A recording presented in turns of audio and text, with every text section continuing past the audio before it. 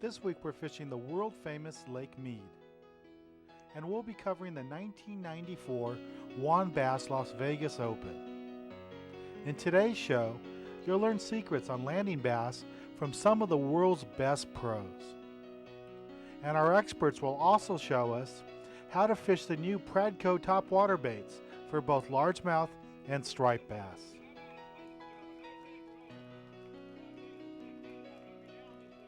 Dan Hernandez, and I'd like to welcome you to this week's episode of Sport Fishing.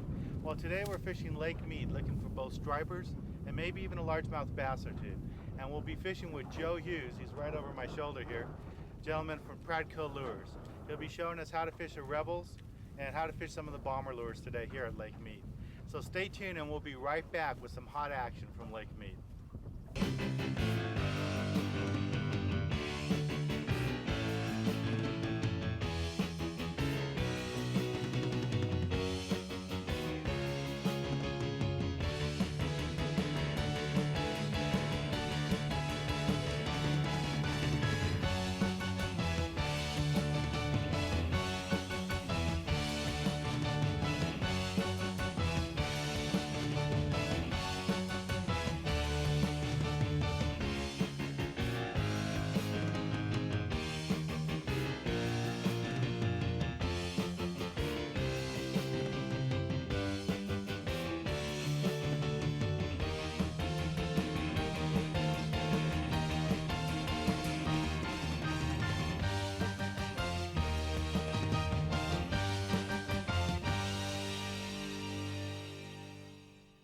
This week's episode of Sport Fishing is brought to you in part by Rebel Lures, and by Bomber Lures, and by Silver Thread. When it's time to change your line, it's time to change to Silver Thread. Well, welcome back. Well, it's the morning of the second day, and we still have a few moments before we'll be able to launch the Ranger boat that we're using today. Well, we'll take our time launching the boat, as we don't want to get in the way of any of the participants. All these anglers are fishing for the first prize of $50,000. Let's take a quick moment to check in with some of the pros to see how yesterday's fishing went. And then weighed in your fish. How'd today go? It really went pretty good. We had a little flurry in the last 10 minutes that really kind of saved the day.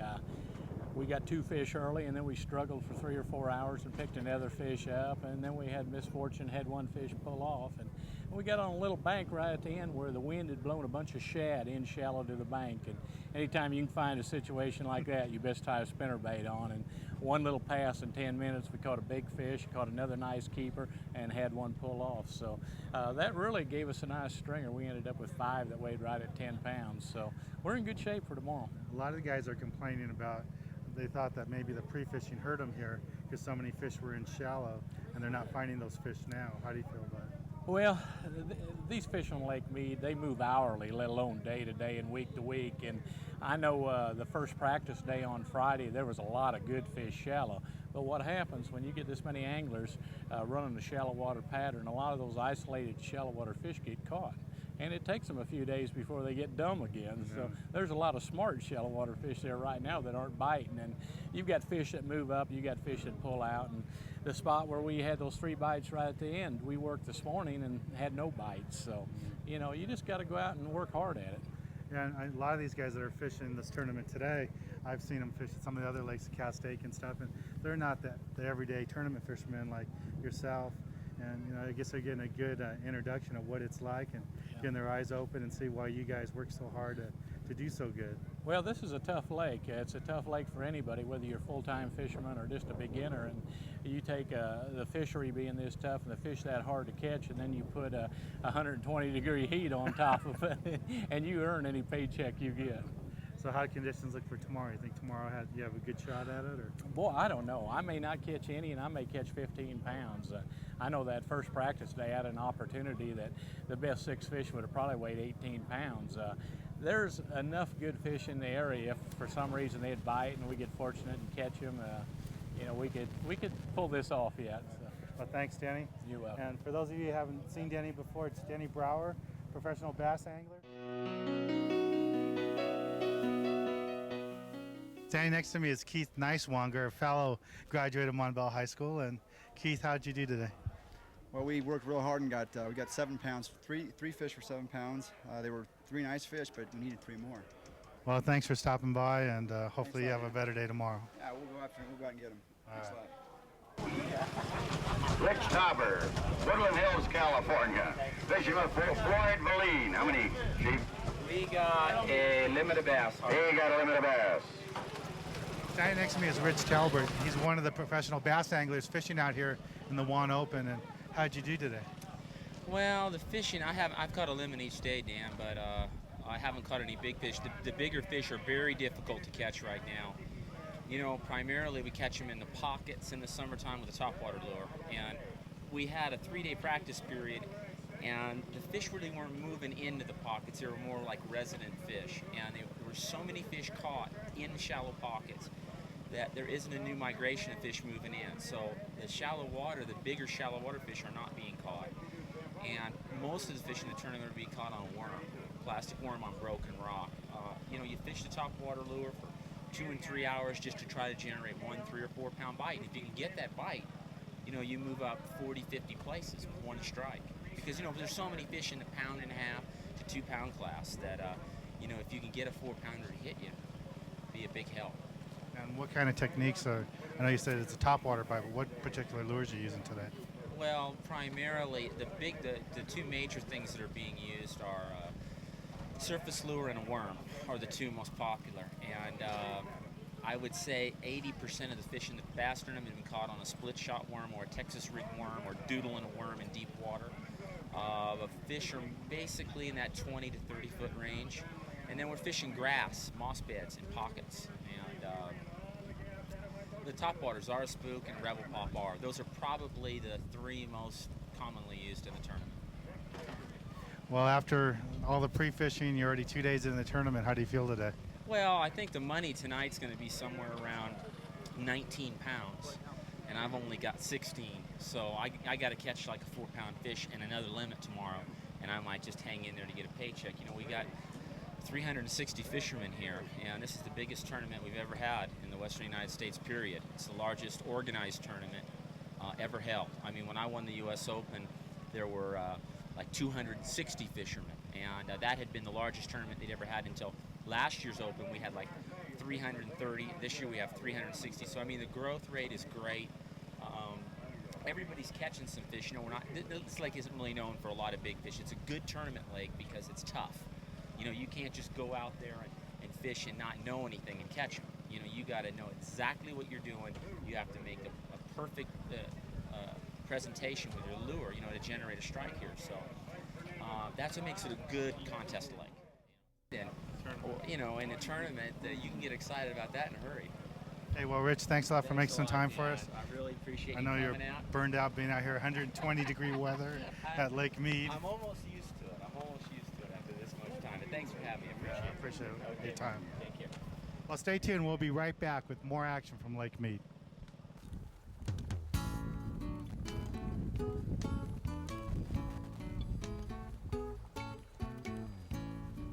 Shoot, that was a good one you called, Joe. Oh, right there. Joe loosened my drag. Oh, this is a good bat. Oh, Oh, looky here. I had A one. keeper. Where were you earlier today? Well, I'll tell you, that 3 hooks there, shoot, gets them every time. Well, standing next to me is Zell Rowland, and he's a professional bass angler, for those of you that aren't familiar with him. And what he's going to be doing, and he just did a great job of, is demonstrating one of the signature models. He has a couple signature model lures from practice.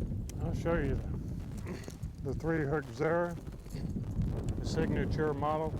These are the ones that's got my name on it. I guess one of the best things I like about this particular bait is the 3 hooks that it now has, and it has a greater capability of hooking that fish when he explodes on it. The other thing it does, it's only going to come in certain colors probably every year. And these are colors that I help the bait designers and the people there at Pradco design as far as the color schemes. And last but not least, the 3 hooks actually gives this bait about 60% more action other words, it's a lot easier for a guy to get in the rhythm of jerking the rod and getting that spook to turn from left to right. It's called walking Walking the dog. You mind showing our viewers here a little Sure. bit about yourself? I like to make real long casts with the bait, and I'll start out with my rod tip up, and as the bait gets closer to the boat, you'll notice that when I jerk the bait, I'm reeling the reel and jerking the rod. And what that does is create a cadence to the nose of the bait, allowing that bait to swing from left to right. What we're trying to do here is let the bass see a crippled bait fish or an injured bait fish. Right. A lot of times he'll take it as the appearance of a crippled shad or maybe even a bluegill.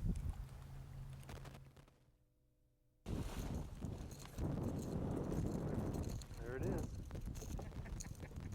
Here, we'll get a double hook up. It's like tuna fishing.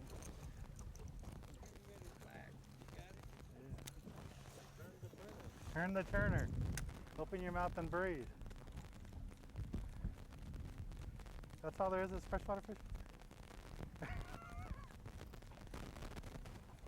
Oh. There's Al Rollins on a fish there. Oh, He's off. Oh, he's back on. He's off. get it, He's on. get it, get it, get it, get There's it, get mine it, down here. get it. Yeah, a striper. Oh, we got a school of stripers working right around us. There's a Zara spook right there. Now.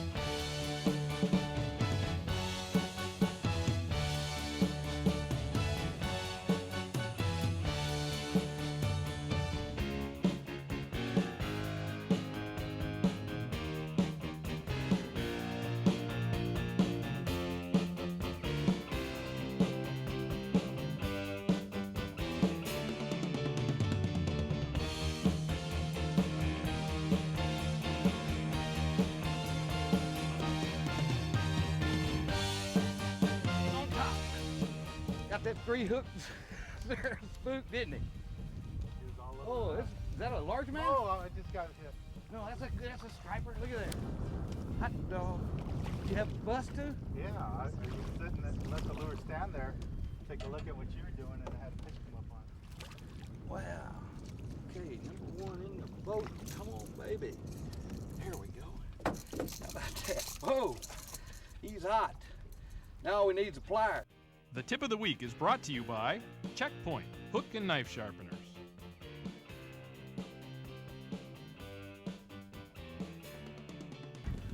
Standing next to me is Denny Brower, and he'll be giving us this week's tip of the week. And this week's tip, we're going to start out with your torpedo lure. Well, this torpedoes is one of the finest finesse topwater baits I feel there is. It's weighted a little different. It's got a rattle in it. It's got the bigger prop on it. Dynamite for not only catching limits of fish, but now with the bigger prop, also catching big fish. Now, I know this is a Pradco lure, but this is something different in that you worked with them very closely to have it designed the way you like it. And like you said, the larger prop, and what else is in there? Well, there's a rattle in it, and it's weighted so that in the water it sits tail down, and when you jerk it, it gives it well more splash basically with a bigger prop. And probably to the fish, what's more important is we got his name right there. Absolutely, that's the part I really like. Well, can we show our viewers how to fish this? Absolutely. What I'm doing is throwing it out, letting it hit, let it sit a little bit, just giving it a couple quick snaps, let it sit again, couple of quick snaps. Really experiment. If you're working it fast and you're not getting bites, slow it down. Try to remember how you were working it when you do catch that first fish, because he may tell you the secret to catch all of his buddies. Okay. Well, thanks, Denny. And that's this week's tip of the week. Oh, there you go. There we go. There ought to be another one right out there too. Yeah, he was all over that. Bass. Oh, he came he threw loose. it. That's a little largemouth. Yeah. Pretty good. He He hit it twice. You got the spook or the pop R on? No, I got the spook. Just walking that dog. Yeah. Well, welcome back, and I'd like to introduce you to Joe Hughes. This is Joe. He's with Crowdkill Lures, and he's kind enough to come out and fish with us today, He's all the way out from Arkansas.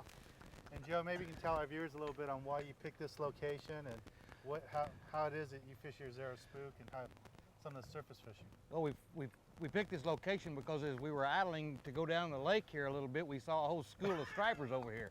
It was pretty easy. It was a no-brainer. Why we're picking the spook and the pop R's and the surface baits is basically because these fish are up, they're chasing shad, and these are baits that make a lot of commotion on the surface. And basically what you've got is you're pulling them out. Now, if we catch the fish on top, you'll be able to see them schooling, but just like that little largemouth that you just had on, that fish was brought up. He probably came from 10 or 12 feet deep, came right up there and snapped at it. How'd you miss him? I don't know, especially these Excalibur hooks, it shouldn't happen. Well, it was a pretty little bass. Yeah, it was. He was a little bit bigger than the lure. And this is what we're starting out with right now. I'm gonna make a little cast over this. There's a little old grass bed over here. Okay. And sometimes these largemouth will stay in that grass. You know, the lure I'm fishing here is a Zell Roland model Zara spook, and it has these 3 hooks on it, which did a couple of things. First, Zell wanted the 3 hooks because 3 hooks are smaller than the 2 normal big hooks that come on this bait. And when you have big hooks and you're making long casts, a lot of times it's hard to get a good hook set on the fish because they're just so far out there, and you've got some stretch in your line. Your line's kind of elastic. So these smaller hooks give you a lot better hook penetration when that fish does blow up on it. But something that happened that was pretty neat is the fact that when you took and put this 3rd hook on this spook, it acts more of a keel, as maybe a little bit of a rudder, and it actually makes the lure a lot easier to work. Now, a lot of folks who tie on a Zara spook, I mean, they read about it in the magazines, they see it on TV shows, and it's one of the, probably along with the pop R, the 2 number 1 and number 2 topwater baits that there are, or is. I don't know which is correct. But the thing is that a lot of people tie this on and throw it out there and basically kind of wind it back in. And winding it back in is not the trick. To fish this bait properly, you have to put the action to it. And what you want to do is, the first time that you tie one of these on, and I recommend the 3-hook model because you can just fish it so much easier, it works, is start very slowly. Just pop the lure one time with your rod and you'll notice that it kind of glides off to the side. Pop it again, just very slow, one time, and you'll see it cut back and go the other way. So once you start that real slow, that side to side, walk the dog action, then you can begin to build the muscles in your arms because you'll feel them. That'll allow you to build up a faster cadence. Now in clear water, most people fish the spook pretty fast. Again, when you got stained water, maybe the fish are a little bit finicky on that particular day, you want to stop and work it very slow. But the key is to make long casts, put yourself in a position to catch some good fish, whether it be large, any fish that strikes on top will hit this Zara spook or a pop R or any other surface bait. And even though it's a high sky today, I mean, it's bluebird out here, there is a few high clouds, but it's bright. We're in the middle of the day. My watch strap broke, so I don't have it on, but it's probably about 11 o'clock. And there will be a fish come up and hit this Zara spook right in the middle of the day. I don't know when it's gonna happen, but you gotta keep your bait in the water to find out. How'd you do that? Just like you said you didn't know where they'd be in here, but you knew they'd be here. And there we are with that autograph model.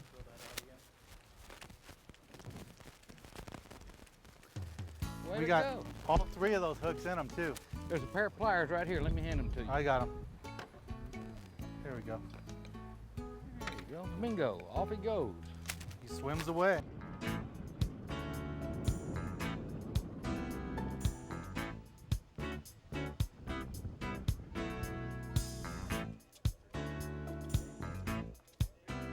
Pretty brutal conditions out there today. It looked more like an ocean than a lake. How'd you do today, Danny? I didn't do very good. We just had 3 that weighed right at 5 pounds, and I was glad to get them the way it was. I know my bobber went under more times, but you couldn't tell. Them 5-foot waves made it rough. Well, looking at those bass boats out there, it looked like you guys need more like ocean boats out there. I can believe the swell and the wind. I know this isn't normal bass tournament conditions, but today's like today. It's proof that you have to be versatile, well-rounded, and be able to fish a bunch of different techniques. Yeah, you really do, and you got to be out there in good equipment. And I was just fortunate today that I was able to go to the water that I'd fished the previous 2 days, and I'd borrowed a big old 20-foot Ranger, and that was the ideal boat out there in that big water. So I was real lucky from that standpoint. All right, well, thanks for coming out here to the West Coast, and hope to see you out here real soon again. Well, I'm sure we'll be back. All right, thanks. You bet. Standing next to me is Rick Grover. He's the owner of Anglers and Marine, fishing a tournament today. And how was it out there for all those days? Well, I'll tell you what, today was probably the hardest day to fish. It was just big waves, wind blowing real hard. But we made the run in the morning and got to our fish and scratched out another 8 pounds. We had 9 pounds each of the first 2 days, so we ended up with about 27 pounds. So we'll see if we can make the money. It's going to be interesting. But that should put you up in the money. Hal Huggins, the tournament director for One Bass, call the final weight. 7.38. 7.38! Our 1994 Las Vegas Open champion, the winner of $50,000. Standing next to me is the winner of the tournament, Kevin Wiggins. Kevin, congratulations, $50,000 richer. 50,000. It's How's great. it feel? This is super, man. It's just been a great 3 days of fishing. And for the young anglers out there dreaming about getting in your shoes, getting out there, fish on the lakes and stuff, what kind of advice you give them? Man, just tell them to come on out, man. Fishing out here is just so great. The West Coast is, by far, I've been fishing out here for 6 years, and fishing's just the best. It's the most fun I've ever had out here. And today it got a little windy out there. It was really rough. I couldn't fish my outside points, so I just started going in on the walls and darter heading and throwing a rip bait down the walls. And I caught 8 fish today. I cold out 3, and it got me the win. Well, congratulations. Thank you. Thanks again. Thanks a lot, Dan. Well, I'm Dan Hernandez, hoping you enjoyed this week's episode of Sport Fishing, and we hope you join us again next week when we show you more of the best in sport fishing. Well, congratulations, and let's go start celebrating on that. All right.